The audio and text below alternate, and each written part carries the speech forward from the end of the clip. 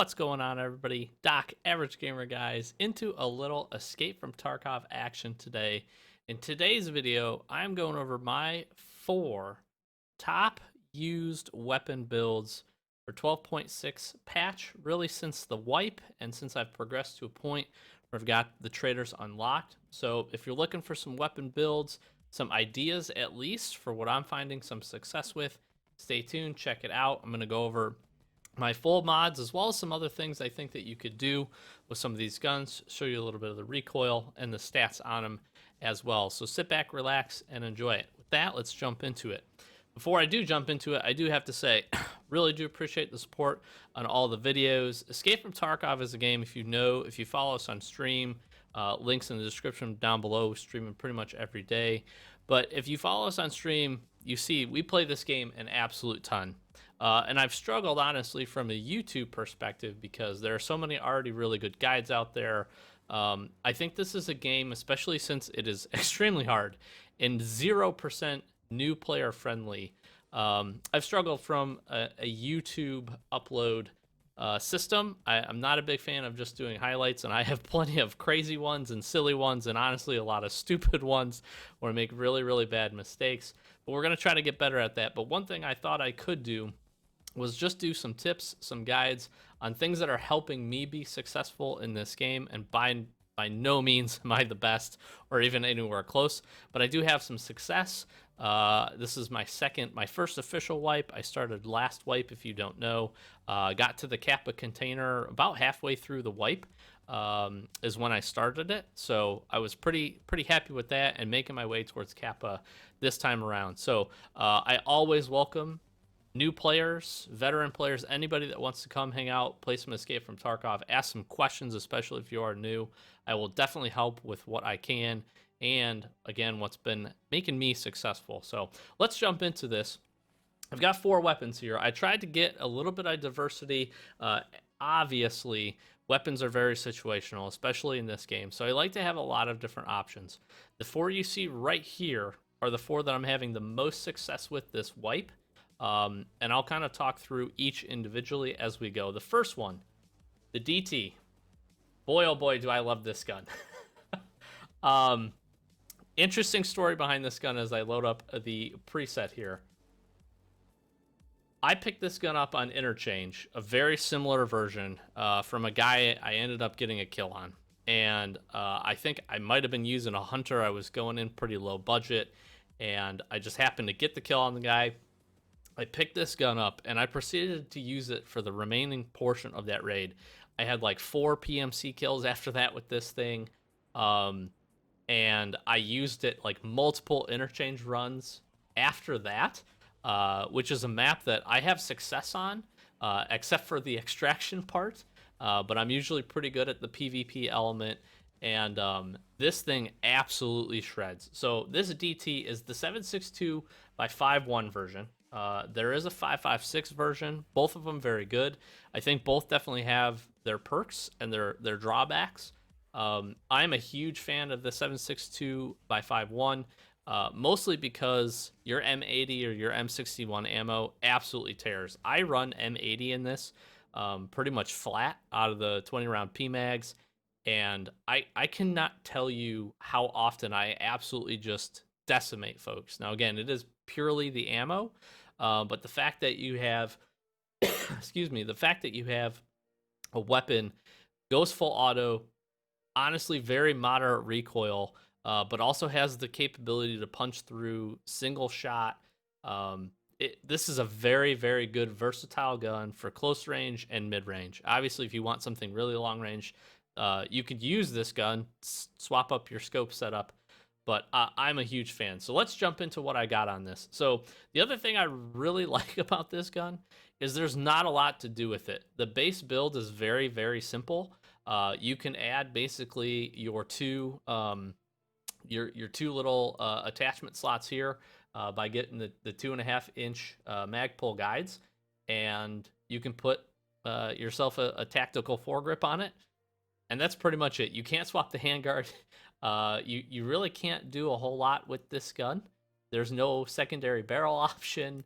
I mean, it's pretty it's pretty straightforward. So here's what I like to run on it though. And again, the base stats on this gun I think are pretty solid. Um, I do enjoy this, like I said, quite a bit. So I'll show this to you here. Again, I use this gun a ton. 73 ergo, got 89 vert recoil, 209 horizontal recoil. And again, pretty compact. It's a 5-slot. It's pretty good. So here's what I run on it. I run the Wave QD, and obviously the associated muzzle brake. That definitely helps from a recoil perspective. I do use the RK1 foregrip. I feel like you definitely need as much recoil control on this gun. You're going to have good ergo pretty much from the get-go with this thing. 73 is pretty good. Again, I get a little bit from this. I get a little bit from your front sight and your rear sight. Again, a very simple build. You really can't, again, you cannot do much with this gun. And I am really enjoying the UH1 Razor sight. I don't know what it is. I did not use this sight basically at all the previous wipe. Again, the guy that I picked this up with was using this thing, and I fell in love with this sight. I think the sight picture is really good. You get a good reticle to be able to aim really well. I've been a big fan of adding in a flashlight, so choose your flashlight here. I like the Surefire flashlight. It's small, compact, does not get in the way. Obviously, it's on the right-hand side, which is where I like to put all of my flashlights if I can't put them underneath. Again, a very simple build. So with this, what could you do with it? I definitely recommend keeping the front, the rear sights. You're going to get a little bit of ergo from those. You can definitely swap out whatever sight you want to put on this. But pretty good compact gun. You can swap out the foregrip as well. But again, I really recommend the RK1 just from a perspective of ergo handling or recoil control and over ergonomics. And that's something for me that I'm a big fan of high ergonomics. The ability to pull your gun up, aim, shoot, all of that is a mechanic that I think, there's kind of two sides to the fence here. A lot of people like a lot of really good recoil control. I 100% agree. And I think you need it with this gun because of it being the 7.62x5.1 version. If you're to run the 5.56 version, I think you could actually do better not worrying about recoil quite as much. But you'd have to play around with that. Like I said, I really like this, and I cannot tell you how many fights I win against really geared people purely because this is run in a 7.62x5.1 platform. Really good. So that's the build. Very simple, very easy. Total cost for this gun. The gun itself is just over $1,000 from Peacekeeper. All of the attachments combined around 100K or so, depending on how you find them. I like this because everything you see here can be bought from a trader if you have a high enough trader level. So I like to be able to go to Peacekeeper, buy the gun, buy all the attachments from that point. Quick and easy, really fast setup. No having to mess around with bartering. No have to mess around with anything on the flea market. It's all very clean, very easy. So that's our first build. Second build that I've been playing more and more around with recently is our lovely FNP90. Now, this is another gun that it doesn't have a whole lot going on, and I'm actually totally okay with that. I did not even realize that you could put these rails on this, which is really awesome. So we'll have to mess around with this a little bit more. Not been using this a ton because I think in this game a lot of maps really do require you to have at least a good mid-range weapon. This is the one standout for me that if I run factory or even sometimes labs will use this thing and actually really enjoy it. Again, a very simple gun. This you can buy from, I think, Peacekeeper as well, pretty reasonably. The biggest change that I would make are a couple of things. One, I really recommend, there's only one silencer you can get, the attenuator. It goes on the flash hider that comes stock on this gun, so that's a pretty easy build. But I really do recommend throwing the attenuator on it. If you've never used this gun, pick one up and try it out. The reason is if you are a big fan of not having to worry about recoil, and I'll show you a little bit of firing on this in here in just a second. This gun has virtually zero, and it is absolutely amazing. The ammo in it is pretty good. Like I said, for a 5.7 gun, same ammo that your FN pistols run. It's good. I like this. You do have 2 barrel options. You can go with the 16-inch. Again, from an ergonomic standpoint and from a recoil control, you get better recoil control out of the 16-inch. But from pure ergonomic standpoint, which you need this gun, you need to be able to be moving, pull this gun up very quickly, and put shots on target. You can do that with the 10.5-inch barrel. I think that's the play, and definitely the way that you should go. So beyond that, you really have only one other significant option that you have to pick from. You have these 2 uppers that are basically, statistically, they are identical. You have the P90 and the PS90, totally identical statistics. The FN, say that 5 times fast, upper receiver, actually does have an ergonomics boost above these. I think these are both 1, and I want to say the FN is 5, so it is pretty significant. I going into this originally had thought that you could not put rails on this, but I was totally mistaken. So if you wanted to, you could still put a laser sight, which I do recommend, and I will probably change this build after this video to be able to do that. But I think running this FN, especially if you're going to put your own sight on the top of it, which is something I recommend pretty much for any of the 3 that you choose. This is one major upgrade that I would make to this gun, and I do think it really, really helps from an overall statistics standpoint. And showing the statistics, since I can do that here, 72 ergonomics, so again, really, really good. 43 vertical recoil and 213 horizontal recoil. Again, this thing absolutely shreds. The other really one minor small change that you could spend, you can buy this, I forget from who, but it's like 3,000 or 4,000 rubles, is get this K&M charge handle for the P90. You have the stock one, and then you have this one. This adds 1 ergonomics to it. Definitely recommend that. And then you actually have a regular P90 butt pad, and you can go with this Damage Industries butt pad that also adds a little bit for you as well. So pretty easy build. So I'm going to jump out and actually show you guys a little bit of shooting from these. So let's swap over to that. All right, so we're ready to go. I'm going to show you the DT build first. Again, we got our little flashlight here, looking pretty good. So again, this has a single shot and fully automatic. So single shot, not bad. Fully auto. Again, from a mid-range standpoint, if you put this thorax level and pull the trigger, you shred. 20 round mags, best mag you can get on it, biggest mag I should say you can get on it. There's a steel and a PMag version. Very consistent, very, very consistent. And again, you can see from a mid-range standpoint, recoil is very easy to control, and I think that's one of the biggest things with this gun that I'm a big fan of. Swapping over to the P90, again, choose whatever sight you want on this. This also has single fire. I don't know that I've ever seen anybody use it on single fire. Full auto, this is where this gun really rips. And it's a 50 round mag. So that's me literally just pushing mouse 1 and going to town with this thing. A little bit of slight recoil up if you learn to control that a little bit. But this gun absolutely shreds. Just a ton of fun. Definitely recommend trying both of these builds out. So jumping back into the rest of the gun builds, one thing I did want to say, and I was going to talk about with the P90, and I don't want to forget, is, again, this is the secondary upper that you have the option to. If you really feel like you want to run this, or maybe you don't have access to the FN, this is a very suitable build. You can put basically 3 different rails on it, top rail and 2 side rails to give you flashlight, laser, as well as optic options. So again, if you find a P90, it's going to come pretty well stocked with what you need.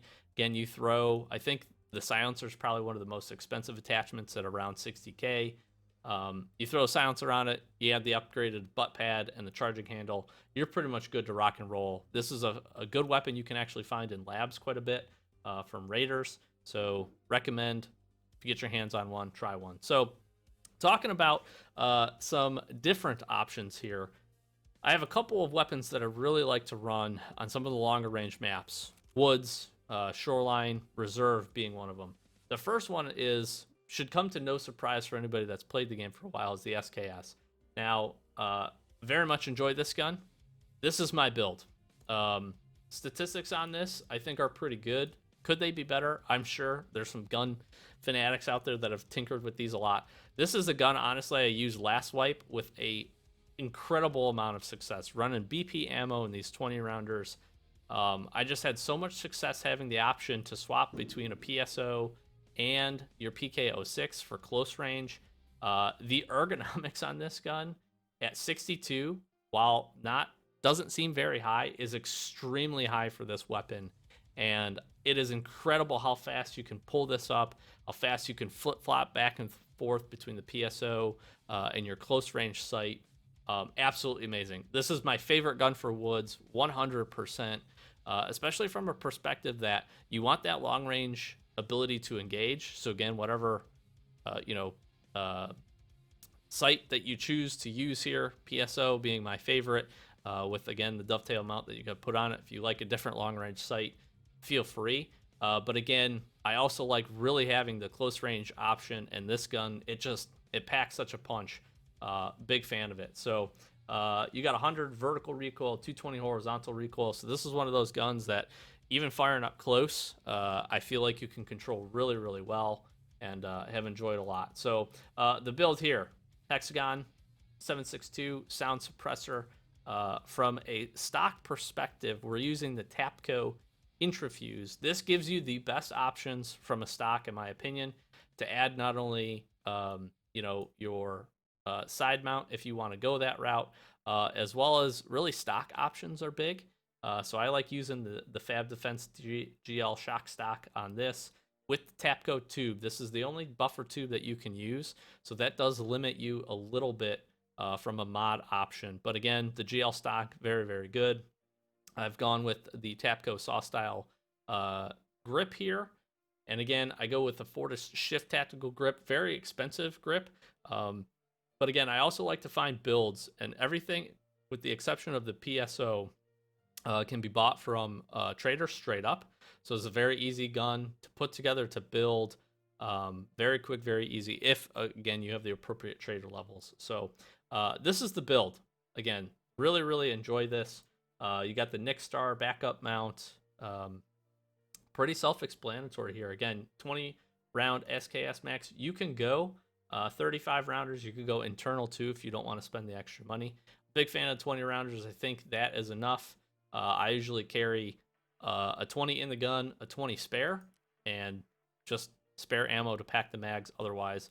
And that seems to be pretty much efficient for me with what we are running here. And again, you don't have any barrels with these SKSs. You know, they basically come stock. So this is the OP SKS. It's very important to know the difference. You have to be able to get the OP SKS for that, because the regular SKS option, you can't put the mounts on, and doesn't give you as many customization options. So if you're looking for scavs, or you're fighting scavs quite often have OP SKSs. You can also buy it from Jaeger. I forget at what level, but the appropriate Trader level. And good way to build it. If you're looking for a mid to longer range gun, and you don't want to break the bank, this is a perfect, in my opinion, utility option. So that's what I would call this, a good utility option. A lot of ability to use it on a lot of different maps too. Again, because you have the Nick Star backup and the ability to go some long range. But like I said, woods, shoreline, reserve, some of my favorites to run this on. Customs even, it does pretty well, except maybe in dorms. That might be the only place that you have a little bit of trouble with, just from the length of the gun. But again, you can use it. If you got to push in there, maybe grab a quick quest. Really, really good option to be able to do that. So, ton of fun. Love this gun. Have been using it. Absolute, just an incredible amount, and a big fan of it. And like I said, pretty good statistics on it as well. The last one, and arguably probably the most expensive, and another gun that I picked up from somebody that I killed, that I didn't use a whole lot last wipe, but have been using a lot, is the SR25. Now, I know this is a very, very popular gun. There are probably 10 times better builds out there. This is just the one that I've really enjoyed and really been using quite a bit. So, pretty standard build. The nice part about this is there's not a whole lot you can do from the platform itself. I believe there's only one handguard. There are 2 barrel options, I do believe. But some of the additional things that you can do, like with most of your, M4 style assault rifles, is you get all the additional, I'll call it accoutrement, that you can add onto it. So I'll talk about some of my standouts. So again, the GL stock, excuse me, with the advanced tube. Now, the advanced tube, you have a couple of options.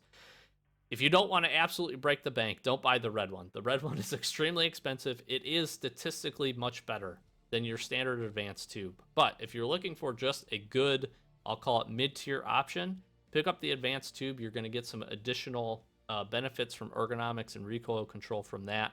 And then from that point, again, I'm a big fan of the GL stock. Some of the best recoil and ergonomics combined. And I think that's, again, good to have on this gun. I think your ergonomics is important on this, again, from an ability to pull up. This is a single shot only weapon, just like the SKS, really intended for mid to long range engagements. And that's what this build does for me. Shoreline is my preferred map for this gun, 100%. The Voodoo site, if you're not familiar with this site, where is it at? Your EOTech Voodoo site is a 1x6. The zoom on this thing is absolutely incredible. I've dropped people that have absolutely no idea where I'm shooting them from quite far range. And the silencer really helps with that. But the Voodoo is really, really good. And I actually like just the close range portion of it too. You get a little bit of zoom, which is totally fine. And just a big fan. A lot of people, a lot of popular streamers and such will use this site. And I totally understand now why. It's just got absolute great utility. Again, we have front and rear sights. That gives you a little bit extra ergonomics. From a foregrip perspective, again, I'm using the Fortis. This hands down for me is just the best foregrip. From a price perspective, as well as ergonomics and recoil control.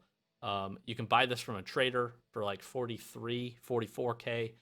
So it is a little bit pricey, but for what you get out of it, very, very good. I've been a big fan, again, of putting flashlights on a lot of these guns. Again, running Shoreline and getting inside the resort, I found that a flashlight has been extremely, extremely helpful. So I like to throw that in, put that onto the underbarrel. Again, just like you would expect with these handguards, you've got to do your 2.5 and your 4.1 inch guides to be able to throw those on there. Again, if you want, you can get some additional 2.5 inch guides, throw some additional attachments, laser, whatever you choose to use, totally your preference. The last thing that I've actually been messing around with quite a bit is sound suppressors and the appropriate flash hider or mount. So I actually like the blackout flash hider and your AAC SDN sound suppressor. I found that these two combined, this flash hider actually has some pretty dang good statistics for I'll call it a muzzle brake or a flash hider from a recoil and ergonomics standpoint, and then throwing this suppressor on the top of it just boosts that even more so. You do lose a little bit of ergonomics from your sound suppressor, but that is easily made up for with your flash hider, which is pretty cool. So that's a pretty good build. I think the only other thing, I use the 30mm scope mount for this. You can't even swap out. You can go and do the ambidextrous charging handle. So choose that if you so will. I think that gives you one additional ergonomics. And that's kind of the build. Again, a 7.62x5.1 platform, so absolutely punishing. Really enjoy this. 20 round PMags is the best you're going to get in the business for this. You can also use the steel. You lose a little bit from that. And here's the statistics on it. Pretty good. 74 ergonomics means that you're pulling this gun up very fast, especially for the size of this rifle and everything you got going on. 128 recoil for vert, 275 for horizontal. Means, honestly, you're going to be able to tap pretty consistently with this, even if you get into a close range engagement. And I've won quite a few running this weapon. Again, Shoreline, inside the resort. Put some M61 in this, even M80, and you're going to definitely do some damage. So with that being said, we'll swap over. I'll show you a little bit of action with these two weapons. All right, so first one we got here is the SKS. I mean, look at that.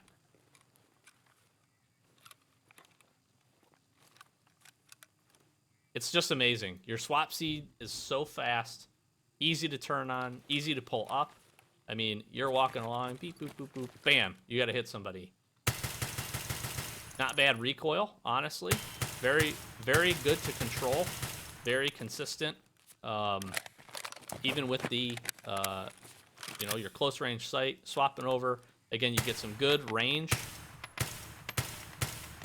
with the PSO. Big fan. Really a big fan of this gun, honestly. Swapping over into the SR. Keep our little flashlight here. Again, do what you with it what you will. Single or close range. Zoom is absolutely incredible. You can see why. There is a good amount of drift here, but you can see why I really enjoy this gun, especially on shoreline.